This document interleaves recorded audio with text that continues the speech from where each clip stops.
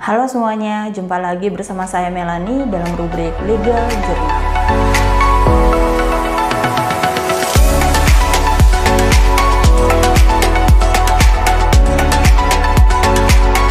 Banyak di antara kalian yang bertanya pada saya bagaimana cara melakukan transaksi jual beli tanah dan bangunan agar terhindar dari masalah gitu ya. Bahkan ada beberapa dari kalian yang menghubungi saya melalui DM Instagram, bahkan menelepon saya secara langsung. Jadi di video kali ini saya akan membagikan tips hukum bagaimana agar transaksi jual beli tanah dan bangunan Anda bisa berjalan mulus. Yang pertama, cek keaslian bukti kepemilikannya. Nah, Anda bisa menggunakan jasa notaris untuk melakukan pemeriksaan keaslian bukti kepemilikan tanah. Apabila menggunakan jasa notaris, maka yang perlu Anda lakukan adalah menunggu beberapa waktu untuk kemudian mengetahui hasilnya secara langsung gitu ya. Tetapi bila Anda ingin menekan biaya pada bagian ini, maka cara mudah dan yang lebih terjangkaunya adalah kalian bisa melakukan pengecekan sendiri gitu ya dengan meminta izin kepada penjual. Tetapi biasanya penjual enggan untuk memberikan asli sertifikat tanah untuk dilakukan pengecekan di BPN gitu ya. Sehingga yang paling mungkin adalah kalian tetap membutuhkan pihak ketiga yang bisa membantu dan atau bersama-sama untuk melakukan pengecekan di BPN. Nah, hal pertama yang kalian lakukan untuk melakukan pengecekan ini, Anda bisa mendatangi langsung atau secara langsung gitu ya ke kantor Badan Pertanahan Nasional. Nah, nanti di loket pengecekan sertifikat tanah, Anda akan dibantu mengecek keaslian sertifikat berdasarkan peta pendaftaran, daftar tanah, surat ukur, dan juga buku tanah gitu ya. Nah, dokumen yang Anda harus siapkan adalah sertifikat tanah yang akan diperiksa, surat tugas atau surat kuasa pengecekan dari PPAT atau lurah, PPAT sementara gitu ya kepada pegawainya, atau permohonan pengecekan sertifikat, form permohonan nanti disediakan oleh kantor BPN, fotokopi KTP dari pemilik sertifikat, bukti lunas PBB tahun terakhir, dan biaya 50.000 per sertifikat. Ini mungkin bisa berbeda di setiap kantor wilayah BPN gitu ya. Nah, pengecekan ini tidak membutuhkan waktu lama sebenarnya ya. Dalam satu hari Anda sudah bisa mengetahui sertifikat yang dicek ini asli atau tidak gitu ya. Bila memang asli, maka BPN akan memberikan cap pada sertifikat tersebut. Mengenai bukti kepemilikan, sebenarnya ada langkah yang lebih praktis begitu ya dengan mengeceknya secara online.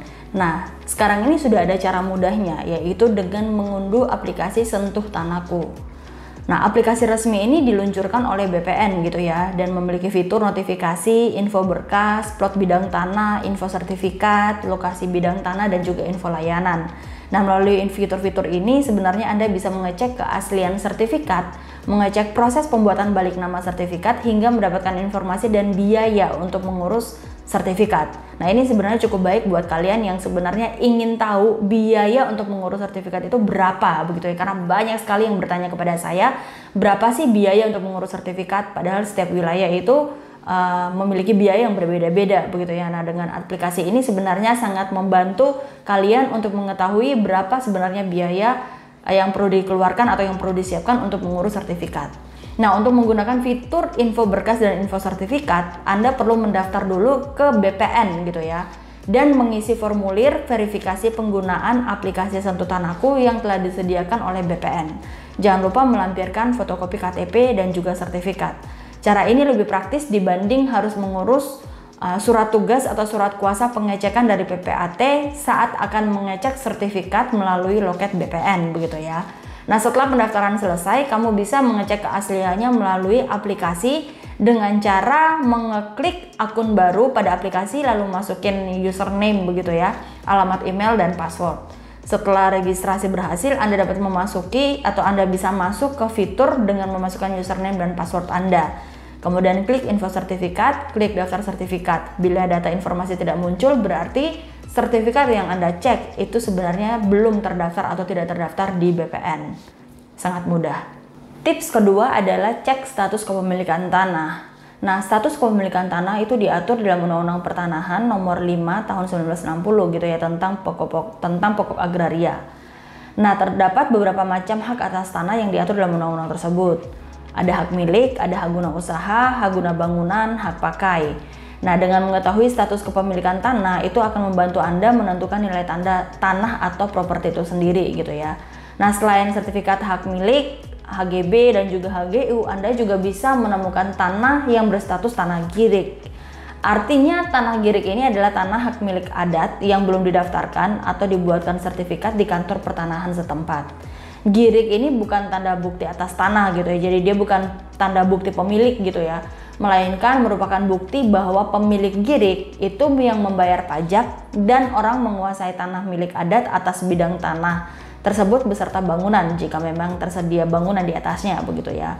Maka sebelum proses jual beli dilakukan, ada baiknya girik ini diubah dulu menjadi sertifikat tanah gitu ya, jadi SHM atau HGB atau HGU gitu ya, hak guna usaha terlebih dahulu. Tips yang ketiga adalah periksa detail tanahnya. Nah, Anda perlu memeriksa secara detail tentang ukuran, batas, bentuk, dan luas tanah yang tercantum dalam sertifikat, apakah itu sesuai dengan kondisi di lapangan gitu ya. Karena menurut keputusan Menteri Negara Perumahan Rakyat nomor 9 tahun 1995 tentang pedoman pengikatan jual beli rumah, itu diatur bahwa objek pengikatan jual beli harus diuraikan secara jelas dalam suatu perjanjian pengikatan jual beli yang terdiri dari luas bangunan, luas tanah, lokasi tanah, dan harga rumah dan tanah. Maka pastikan semua komponen ini tidak merugikan kedua belah pihak begitu ya. Anda juga dapat meminta kantor pertanahan untuk melakukan pengukuran ulang sehingga Anda dapat mengetahui batas-batas yang Anda miliki berdasarkan sertifikat hak atas tanah itu ternyata sudah benar begitu ya, apabila tidak benar atau tidak sesuai maka bisa disesuaikan berdasarkan pengecekan ulang atau pengukuran ulang yang sudah dilakukan oleh BPN tersebut. Yang keempat, cek status pemilik.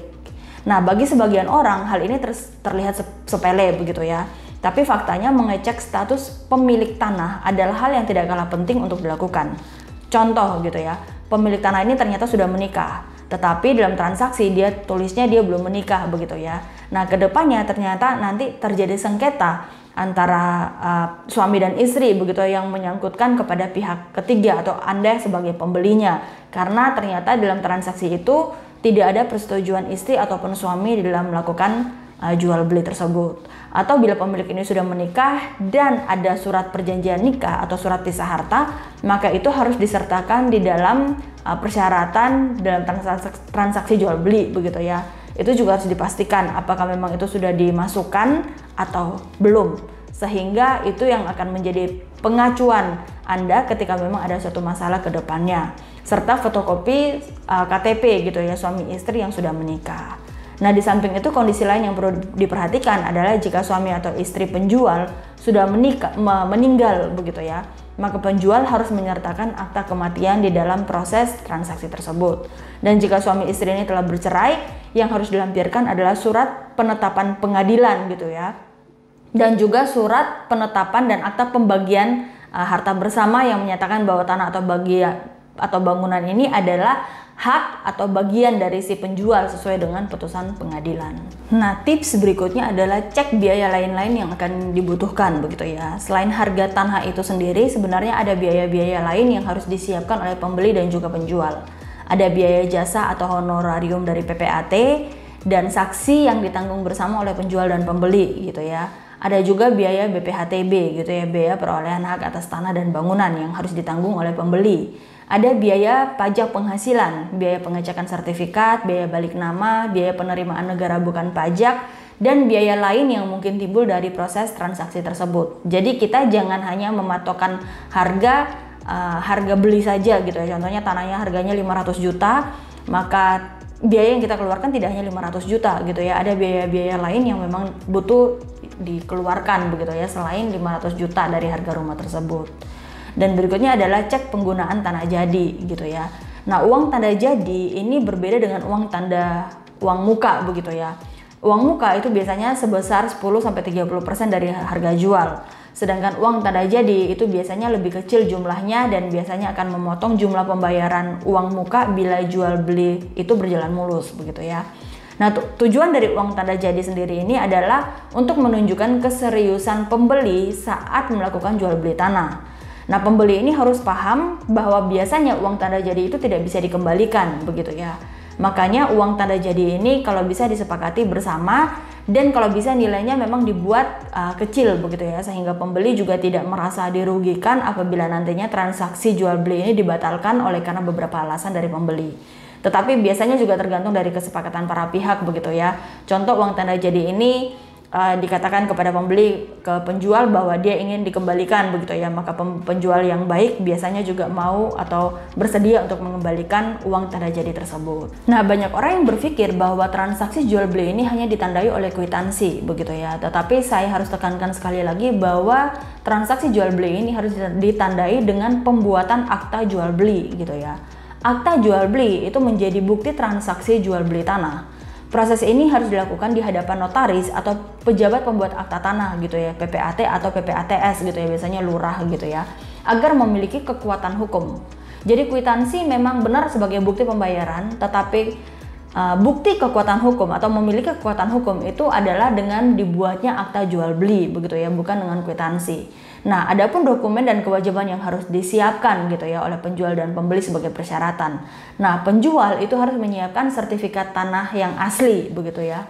Kemudian ada asli izin mendirikan bangunan, KTP, dan juga ada surat persetujuan dari suami atau istri jika memang sudah menikah. Jika suami atau istri sudah meninggal begitu ya, harus ada akta kematian, atau kalau sudah bercerai ada putusan pengadilan begitu ya. Kemudian ada bukti bayar PBB, biasanya disiapkan 10 tahun atau 5 tahun terakhir. Kartu keluarga, surat pernyataan bahwa tanah ini tidak dalam sengketa, dan kemudian membayar kewajiban-kewajibannya gitu ya, membayar pajak penghasilan, dan juga pajak penghasilan ini biasanya sebesar nilai dari NJOP begitu ya, atau harga jual dikali dari 5%. Nah, sedangkan pembeli yang perlu disiapkan adalah KTP, kartu keluarga, dan juga wajib melunasi biaya-biaya lain gitu ya, melunasi BPHTB yang sebesar NJOP atau harga jual beli, nanti dikurangi dengan nilai tidak kena pajak dan dikali 5%. Nah, hal berikut yang harus dilihat adalah mengenai pembayaran gitu ya, cara pembayaran. Nah, pilih cara pembayaran yang paling sesuai dengan kondisi keuangan Anda. Bila memungkinkan, Anda bisa membayarkan secara tunai di kantor notaris setelah penandatanganan akta jual beli tersebut dilakukan begitu ya. Namun bila membawa uang cash dalam jumlah banyak itu biasanya merepotkan gitu ya, apalagi dalam kondisi seperti ini, maka Anda bisa juga membayar dengan cara transfer ke rekening penjual gitu ya, sebagaimana sesuai dengan kesepakatan bersama. Atau kalau harus melalui kredit dari bank, maka carilah kebijakan bank yang paling sesuai dengan kebutuhan dan kemampuan Anda. Nah, demikian tips yang memang perlu diperhatikan oleh kalian pada saat melakukan transaksi jual beli gitu ya. Karena sebenarnya jauh lebih baik untuk mengantisipasi hal buruk ketimbang membenahi permasalahan yang sudah terjadi. Oke, demikian video saya kali ini. Semoga membantu dan memberikan nilai yang bermanfaat buat kalian semua. Jangan lupa untuk subscribe, like, dan komen. Atau kalau ada pertanyaan bisa tulis di kolom komentar. Sampai jumpa di video berikutnya. Salam keadilan.